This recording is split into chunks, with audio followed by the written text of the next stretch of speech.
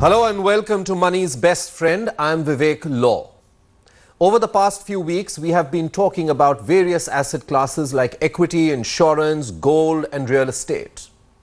Today, we put the focus on how to make an effective portfolio and the things to keep in mind when making your financial plan.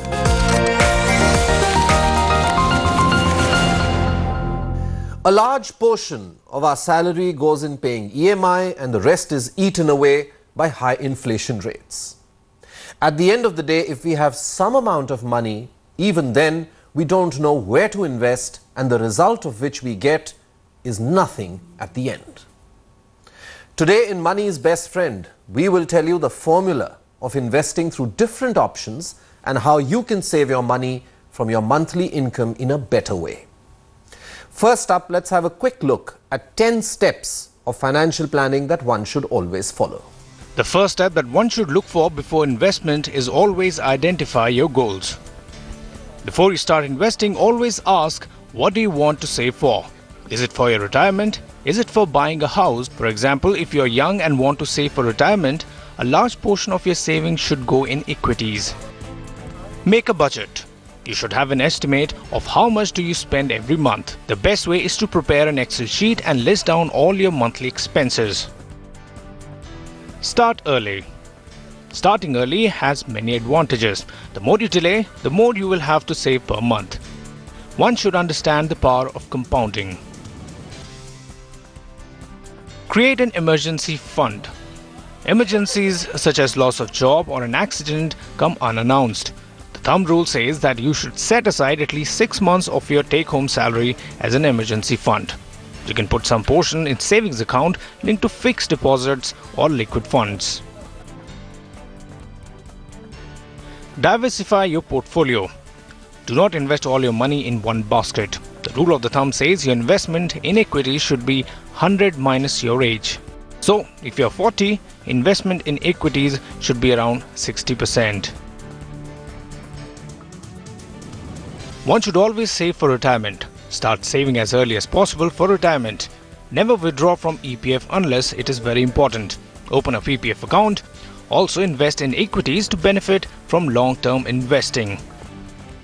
Understand the impact of inflation on your financial goals. One should know how to fight inflation. For example, assuming 7% inflation, rupees 1 lakh today will be worth rupees 13,000 after 30 years. Ignoring inflation means you will save much less than what you will need years down the line. You have to invest in such a way that you beat inflation. Buy insurance. The question is how much cover one should have. The ideal figure, say experts, is at least 10 times the annual salary. This will give the family a cushion of 10 years to adjust to the new financial reality. Also buy a health insurance cover for your family. Next step is before investing, one should know how to control debt. You should always pay your credit card and other pending bills on time. Interest rate on credit cards are very high, so instead of piling it up, get rid of the debt first. The last and the most important point is always invest and save according to your age. Seek a financial advisor's help and then invest. So these were some basic points one should always keep in mind while doing your financial plan. To discuss more on how you can manage your portfolio and save money better and invest it even better, joining me now is well-known certified financial planner Surya Bhatia. Thank you very much, Surya, for coming by here on the show. My first question to you, we tend to start jumping into buying products, financial products, without even first identifying why we are doing it. And it's very true, just as it is of life, isn't it? That we sit down, we have a conversation, what do you want to do with your life? Is that the first question that everybody should answer before you go signing checks and buying financial products? You need to understand what you're doing with your own self and your own money when it really comes to investments. So you really don't think and act. If you just pause before you really take the next plunge, I think half of your problems, including investments, where to invest, will be actually solved. Understand what your needs are, understand what you want, and then go ahead and invest. Most people that we speak to, and we will be speaking to a few today as well, most of them want to invest for their children. They're young couples, they have a 1-year, 2-year, 4-year-old kid, and they're very concerned about making sure that they are able to provide their child the best education, take care of the marriage. And increasingly, I find a lot of people also getting fairly interested about life beyond, your working years, and which is what we call retirement planning. Now, each of these are two goals or destinations which are 15 to 20 years away for most of the younger people, right? What, according to you, is the best way, therefore, if that were your goal? I know you made the point that even within this, everybody may be different. Our life's needs may be different. But if you are talking of a 15, 20-year event that you're planning for, what should be the best way to invest? See, by default, if I have a 20-year horizon of investment or a 15-year, even a 10-year, I'm just reducing the number of years. You should definitely look at how I can manage my inflation, because that's a silent killer for me. If you're able to manage your inflation and able to outperform the inflation over the long run, in short term, you may not be able to do it consistent. The gap between the alpha which you generate between the inflation and your actual returns, that's a tricky one. But if you're able to generate a 2%, 3% extra return, I think you have achieved what you really wanted to. The key is to understand the percentage of allocation I need to create between my equity and bonds. So look at your own planning. Yes, your friends, family will give you a cue on what you really want to have it. But what you can really do for yourself, that's what really matters. The other experience that I've faced, especially with young people, is that they tend to feel that investing is something you should do only once you have a lot of money or once you're already earning quite a bit. And therefore, they lose out on a fairly long period of perhaps the 20s. Absolutely. Where they may not have been earning that much. And so there is this whole thinking that, look, investment, I should do that only once I've reached a certain age or I've reached a certain salary. And that's not correct either. On the contrary, the reverse is true. When I achieve a certain level, I may not require to do it. I would already have done it by that time. So the key is when I'm earning less, earning small, and the age is on my side, and I'm a 25 band plus minus few years, and I'm earning small, that's when you need to start cultivating the habit for saving. Cultivate the habit of saving, and once you understand the saving is something similar to your expenditure, that's what you will really realize the importance what saving can actually bring to your table. To give a very small example, of 5,000 rupees per month of saving, done over 20 years, it gives me a principal value of close to around 12 lakhs. At 10%, that can actually give me a compounding about 38 lakhs. If I do a 12% return, it actually makes it 50 lakhs. Do a 15%, it becomes 75 lakhs. That's what the power of compounding is. A small amount of money can really grow very big if you hold for long term. All right, it's time now to welcome our first viewer of the day, Atisha Banjare, who is joining us from Mumbai. Hi Atisha, good talking to you. Hi Vivek, hi Surya. Tell me a little about yourself. What do you do? What is your aim in life? What are your goals? So I'm currently working as a marketing manager for a loyalty program of Future Group, and my aim in life is right now in terms of financially, it is to be able to buy a house in Bombay. And so that's pretty much about it. Well, Surya, you've seen her portfolio. She's been, she's been doing a bit of life insurance, health insurance, etc. Is she on the right track to achieve her goal? I think the logics and the rationale which she's using is more or less on the track, but you need to understand few things because of the targeted requirement which she has as an investment goal of buying a house and maybe planning for her own retirement. She has bought insurance plans. So starting with insurances for her, she has 3 dependents on herself. Now, I don't assume that her cover provides for that required life cover for her in case something happens to her. And her plan doesn't look like a term plan. So she really needs to look at a term plan because she has dependents on her. Coming to her investments, she has bought some stocks. I cannot see a rationale and a logic behind that. You have to be systematic in approach, long-term in approach, depending on when her need for that house is. Accordingly, she can plan and start an SIP for her portfolio. She also has some small mutual funds. The same can also be done through an ETF or the SIPs which she plans to do or which she should be doing going forward. And create a baskets depending on when her need will actually fructify. If it's a couple of years, do a short term. If it's a long term, she should plan for long term also for her own retirement. That she should look at more of a diversified portfolio. Look at equities as an asset class because that gives you real inflation adjusted return as we're mentioning. So look at that those asset classes to really help your portfolio grow from where it stands. But anything which is short term in nature, which is 1 to 3 year band or even less than 3 years, look at creating a portfolio of maybe a short term or ultra short term and create a judicious mix of the portfolio between the debts, bonds and the equities with insurance thrown in to just provide you adequate family cover for both on the life and the health. And I think she should be good for it. Okay, Atisha, good talking to you. I wish you all the very best. Hope you climb up that corporate ladder and do well in life. God bless you. Take care. Thank you. Thank you so much.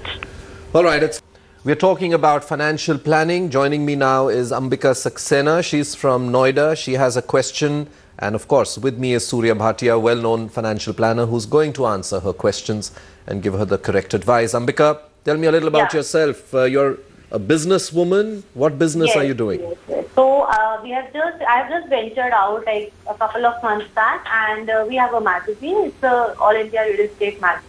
Okay, all right, that's great. By the name of Promo Home. So yeah, that's it.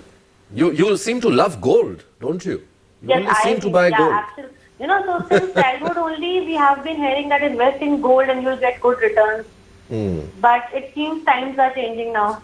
Oh yes, times are changing, and even if they're not changing, it's never prudent, Ambika, to put all your money into just one asset class. You must always have a diversified portfolio, as we call it, because asset classes will go up and will go down, but you must protect yourself. So what would you like to know today from Surya? So I would like to know, like, you know, till now I've only been investing in gold because we have heard that it gives very good results, but then the price is falling now, and I want to know what should be my strategy so that I get good returns.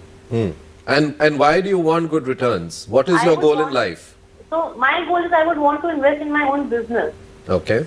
And I would want to grow it on my own. So that is why I want to invest in a place where I get maximum benefit and good results. Lots of questions emerging there, Surya. You know, one about discipline or taking that little time out to actually even look at your own money and finances. Most of us don't do that, right? We just take it all for granted. It's a classic case, as you said. And of course, then the whole other classic case. Go put all your money into gold or real estate. So you've got a drift of what she really wants to do. What's your advice for her? You should not invest in one asset class. That's a basic principle of investment. Diversify your portfolio. As a gold, talking about Ambika specifically, she has all her assets right now into gold, or as she puts it, insurance plans. It doesn't look likely that she has a term plan. So if she has dependents, she needs to have a term plan. But if she doesn't have any dependents, do she need insurance? I don't think so. Because her main objective, her main targeted is to get a return on her portfolio. And assuming that my investment horizon is long term, then it has to be equities. That's the asset class which can generate me that extra return, that alpha, to provide me that return which I'm really striving for. Create that mix of portfolio, and besides her own business, there's no harm if she starts creating a separate portfolio which is meant for her own growth, which she may not think of deploying back to her business, because that's again not putting all the eggs in one basket. So create a balanced mix of portfolio, one part which can get deployed back to her own business, and second, which she can actually create a stream of income going forward. And once she has done it, I think she should be able to manage herself well. Okay, Ambika, lots of suggestions for you there. I hope you do follow them. Absolutely. Thank you so much. Okay, thank you very much, and wish you all the very best in your business and in life. Thank you. Thank you so much. All right, our next viewer is Primi Sharma, who's joining us with her question. Hi, Primi. How are you doing? Very well. And tell me about yourself. What do you do? What do you want to do out of life? Have you started investing at all? What do you do with your money? Basically, what do I say? I have invested as in my savings account. I don't have that much idea on how to invest. Okay. So I would request guidance from you on that. If you can help me out in how to So invest how much are you able to save every month? Are you saving at all, or are you spending all your money? Yes, I do. I am saving. It's a normal savings account I'm putting my money into. But not such any scheme or anything I have taken.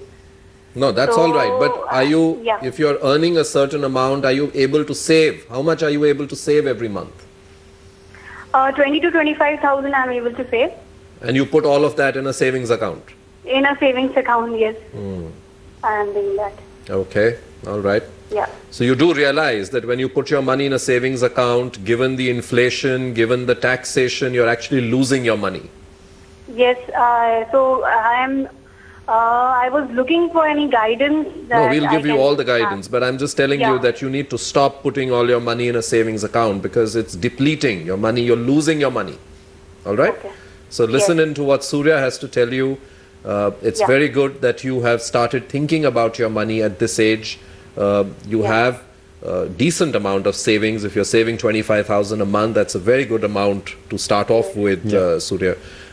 How do you think she should go about it? I think she needs to understand more about savings and investments. The difference between savings and investment. Sometimes you tend to believe confusing between the sometimes two, you tend to believe that if I'm putting my money stacked aside, maybe in a savings account, it actually tends to become investment. They will not. To turn into investment, you need to earn returns on that. And if a savings account it fetches me 4%, on which I have to pay a further tax on that, then it will not quantify for an investment.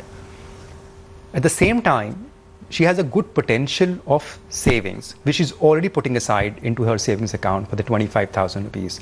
But what she wants to do an investment for is hardly 20% of that value for a retirement corpus. So she needs to bridge that gap and assume that I can save the full amount of money for the 25,000 rupees, which can actually go to the various baskets. She has identified one basket as her own retirement. She needs to further identify, because she's young for herself and at her age, identify the various baskets which she wants to create. The longer the basket, the bigger the duration for that investment can be. The longer the duration, you can look at equities as an asset class. But we really stress upon that you need to get a little bit of education for yourself. The investor awareness should be there, or where I am putting the money in. Just because we are saying put the money in equity doesn't mean you just go ahead and do it. What exactly that means? Look at mutual funds, understand what SIPs are all about, read about that, you get more comfort, you get more confidence, and hence you can stay in for long. Stay true to your target, and that can only happen when you have the knowledge and awareness. So please understand what you are investing. It's your money. It's your hard-earned money. Spend some time, as you said earlier also, spend some time in understanding what you have, and then you will not miss the plot. If you can do that, create a portfolio of diversified assets. Within equities, you have a large cap, multi-cap, mid-cap, hybrid. You should start with maybe a hybrid fund right now. She could get some exposure toward that. At the same time, it provides her the protection, being a bond and debt portfolio combined in the equity side, and gives me a taxation advantage. So start with that and gradually graduate towards building up a larger portfolio which has a large caps and the multi-caps available. But create that strategy for yourself. And once you have done that, you will really realize that as you go along, you will try to increase your amount of saving on a gradual basis. And perhaps since she stays in, in the capital of the country, she should also probably try and find a good financial planner who she can actually sit down with and start planning her future. Absolutely, she can look at that, but there is no harm even if she wants to go solo, and after some time she can always get it reviewed by a planner. But again, the same advice, even if you go to a planner, what he will say, don't just believe on his or her words. Understand that you are increasing your domain knowledge, and if you are wise, you can plan your things in a better way. Okay, Primi, did you hear that? Yes, I heard everything, and I'm taking the point of having a research and information, and thank you so much for your guidance. Thank you very much, Primi. God bless you. Take care. Thank you. Okay. Bye. All right. Thanks very much, Surya, as well, for coming by and taking all the questions and guiding our viewers on how to manage their money better. That's all in this edition of Money's Best Friend. If you have any query related to equity, mutual funds, insurance, real estate, gold, then do write into us at moneysbestfriend@aajtak.com.